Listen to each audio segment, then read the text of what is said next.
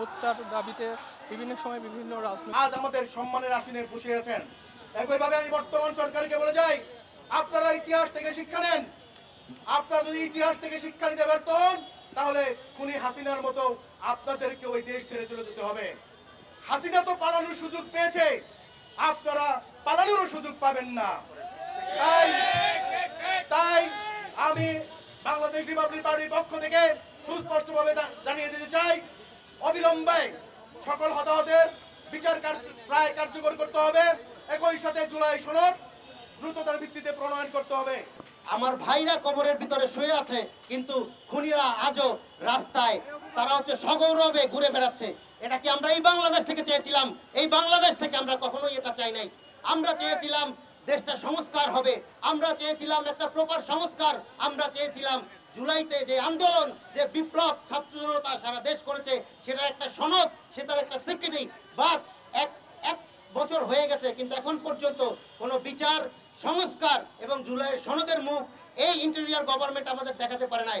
আমরা ছাত্র উপদেষ্টাদের সাথেও, বিশেষ করে আইন উপদেষ্টা ডক্টর আসিফ নজরুলের প্রতি অনেক আশা রেখেছিলাম, কারণ জুলাইতে উনি আমাদের অনেক সাপোর্ট করেছেন। আমাদের আশা ছিল যে উনি যদি উপদেষ্টা পরিষদে থাকেন, এই যে বিচার কার্যক্রম, সংস্কার এবং জুলাইয়ের সনদ ত্বরান্বিত হবে। বাট কি দেখতে পেলাম আমরা, যে আসিফ নজরুলকে উপদেষ্টা পরিষদে পাঠাইলাম, যেই শহীদের রক্তের উপর থেকে উনি উপদেষ্টা পরিষদে গেলেন, কিন্তু যাওয়ার পরে উনি মৃত হয়ে গেছেন। তাই আজকে আমরা তার প্রতীকী কফিন মিছিল নিয়ে আসছি। আমরা চাই, আমরা আসিফ নজরুল স্যারকে আহ্বান জানাই, স্যার হয়তো একটু লেট হয়েছে, বাট লেট এখনো হয় নাই, এখনো সুযোগ আছে। দেশের জনগণ যেটা চায় সেটা করেন। আপনি মৃতপ্রায় হয়ে থাকেন না। আমরা মৃত আসিফ নজরুলকে চাই না, আমরা গত জুলাইয়ের 24 জুলাইয়ের আসিফ নজরুলকে চাই, যে দেশের জন্য কাজ করেছে, যে ছাত্র জনতার পক্ষে কথা বলেছে, যাকে বিশ্বাস করে ছাত্র জনতা ওই ক্ষমতার মসনদে বসিয়েছে। আপনারা সেই কাজটা করুন। আপনাদের সবার কাছে, এই যে সাংবাদিক ভাইয়েরা আছেন, আপনাদের মাধ্যমে আমরা বর্তমান উপদেষ্টা পরিষদের সবাইকে বিনীতভাবে অনুরোধ করছি, অথবা দেশের অপমানজনক সাধারণের পক্ষে বলতে চাই, আপনারা বিচার নিয়ে কোনো ধরনের টালবাহানা করবেন না। জুলাইয়ের সনদ দিতে হবে। প্রয়োজনীয় সংস্কার ছাড়া এই দেশ ছেড়ে আপনারা পালাই যেতে পারবেন না। হাসিনা তো পালাই গেছে, আপনাদের পালাই যেতে দেওয়া হবে না। আপনারা প্রয়োজনীয় সংস্কার করবেন, তারপরে নির্বাচনের দিকে যাবেন। সর্বশেষে আমরা বলতে চাই, খুনি হাসিনার ফাঁসি এই বাংলাদেশের মাটিতে কার্যকর করতে হবে, এবং তার দোষীদের ফাঁসি এই বাংলাদেশের মাটিতে কার্যকর করতে হবে। সর্বশেষে আরেকটা কথা বলতে চাই, ইনকিলাব জিন্দাবাদ, বাংলাদেশ রিপাবলিক পার্টি জিন্দাবাদ, জুলাই জিন্দাবাদ। তাদেরকে যে ধরনের অবমাননা, অবমূল্যায়ন করা হচ্ছে, সেজন্য আমরা বাংলাদেশ রিপাবলিক পার্টির পক্ষ থেকে আজকে একটি প্রতীকী মিছিল করেছি। আপনারা জানেন যে জুলাই ছাত্র জনতার গণ অভ্যুত্থানে বাংলাদেশ রিপাবলিক পার্টি সেই বিশ্বাস, সেই ইতিহাস, সেই ঐতিহ্য ধারণ করে আজকে বাংলাদেশ রিপাবলিক পার্টি গঠিত হয়েছে। আপনারা জানেন জুলাইতে যারা আহত হয়েছে এবং যারা নিহত হয়েছে, তাদের যে ন্যায্য ক্ষতিপূরণ এবং যে জুলাই যারা অত্যাচার করেছে তাদের যে বিচার, সেই বিচার কার্যক্রম স্থবির হয়েছে।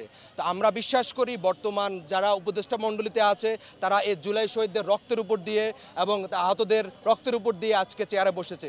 কিন্তু ক্ষমতার মসনদে বসলে যে অন্যান্য রাজনৈতিক দলরা যেভাবে ভুলে যায়, তদ্রূপ আমরা দেখতে পাচ্ছি বর্তমান অন্তর্বর্তীকালীন সরকারের সেই উপদেষ্টা মণ্ডলীও ভুলে গিয়েছে যে জুলাই বলতে কোনো কিছু আছে।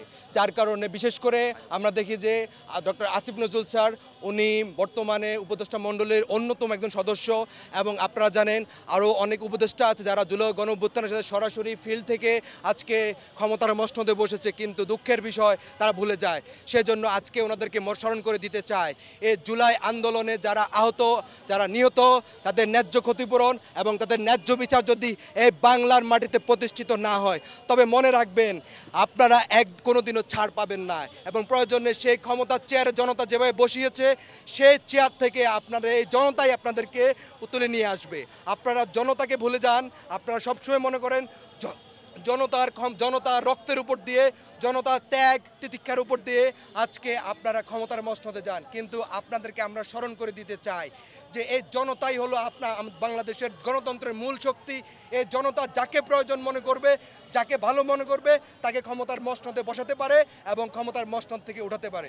সেজন্য আমরা বলে দিতে চাই যে বর্তমান অন্তর্বর্তীকালীন সরকারকে, ডক্টর ইউনূস স্যারকে এবং তার উপদেষ্টা মণ্ডলী সম্পূর্ণ ব্যর্থ হতে যাচ্ছে। সে ব্যর্থতার দায় হয় আপনারা নিয়ে দিয়ে পদত্যাগ করুন, আর না হয় জুলাই আন্দোলনে আহত এবং নিহতদের যথাযথ মর্যাদা আপনারা প্রদান করুন। ধন্যবাদ।